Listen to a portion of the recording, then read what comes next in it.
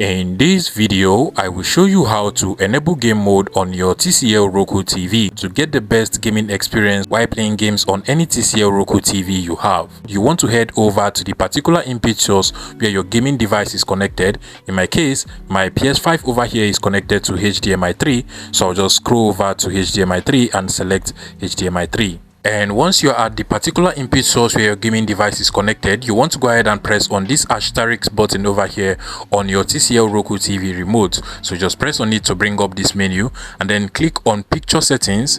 Now scroll down to customize picture.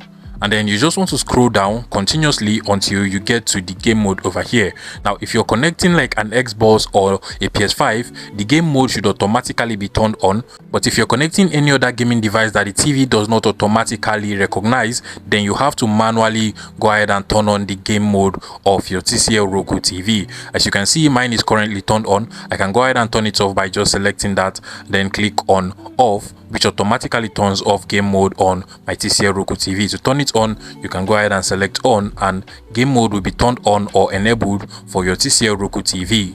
If you find this video useful, please make sure you smash that like button and subscribe to this YouTube channel for more interesting tech tips like this one.